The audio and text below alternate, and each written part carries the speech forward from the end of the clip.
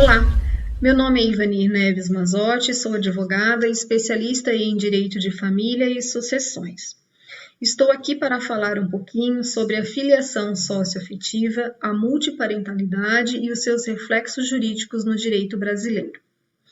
Bom, conforme o artigo 226 da Constituição Federal, família é a base da sociedade, logo, tem especial proteção do Estado. O conceito de família foi se adequando conforme a necessidade da sociedade, e hoje existem várias formas de constituir família. Vale dizer que o direito de família, que é um ramo do direito privado, dotado de autonomia, pois ele apresenta princípios norteadores próprios, permitem o seu aperfeiçoamento de acordo com a evolução da sociedade. E com essa evolução e, consequentemente, as modificações nas relações que permeiam o Instituto da Família, é que surgiu a necessidade de resguardar esses direitos, que, apesar de não estarem positivados, eles merecem o amparo dos tribunais. A fim de quê? A fim de garantir a segurança jurídica, bem como a dignidade da pessoa humana.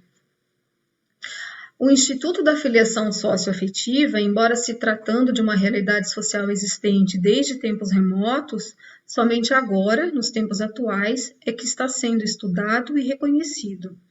Então, a filiação socioafetiva, como eu disse, é um assunto recente no direito de família, pois decorre da mudança da estrutura familiar, recentemente consagrado no Supremo Tribunal Federal como a multiparentalidade. Então, o que é a multiparentalidade? A multiparentalidade nada mais é do que a inclusão do pai e da mãe socioafetiva no registro civil do filho, sem a exclusão do pai e da mãe biológico. A filiação socioafetiva surge, então, do amor, do afeto, do carinho, equiparando-se à família formada pelo vínculo biológico. Assim, surge a necessidade de amparar esses laços de família, formados pela filiação socioafetiva, que conquistaram espaço no âmbito jurídico, sendo, portanto, reconhecidos pelo vínculo da afetividade. A multiparentalidade, então, ela se resume na possibilidade de haver o registro de duas mães e um pai, ou dois pais e uma mãe, ou até mesmo dois pais e duas mães, somando os pais afetivos aos pais biológicos, porque um não exclui o outro, criando-se, portanto, a multiparentalidade. Com isso, podemos afirmar que o afeto ele tornou-se um valor jurídico, hoje vastamente protegido pelos tribunais do país. Como exemplo, temos um caso que aconteceu em São Paulo, de uma criança que nasceu, a mãe faleceu no parto, essa criança foi criada pela madrasta e, posteriormente, essa moça foi ao judiciário requerer que o nome da madrasta fosse inserido na certidão de nascimento. Um outro caso também ocorreu, é a história dos bebês que foram trocados na maternidade. Foi descoberta essa troca e houve a necessidade de decidir quais dos pais manteriam o nome, os nomes, na certidão de nascimento dos filhos.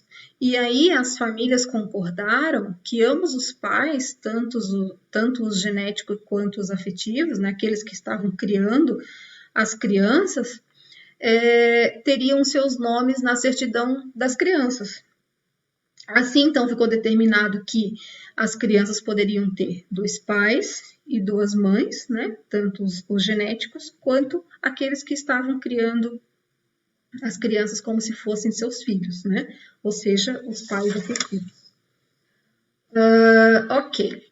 Bom, todo direito corresponde de um dever e vice-versa, de forma que a multiparentalidade ela acarreta uma série de direitos e obrigações entre todos os envolvidos na entidade familiar. Então, essas obrigações, elas constituem o dever de pagar alimentos, de regulamentação de guarda, dias de visita, o assentamento no registro civil, para que produza todos os efeitos, todos os direitos e, por fim, surgem os direitos sucessórios, tanto nas relações biológicas quanto nas relações afetivas. Vale dizer que, da mesma forma que produz direitos e obrigações dos pais para com os filhos, também os filhos exercem essa obrigação perante os pais. Tá?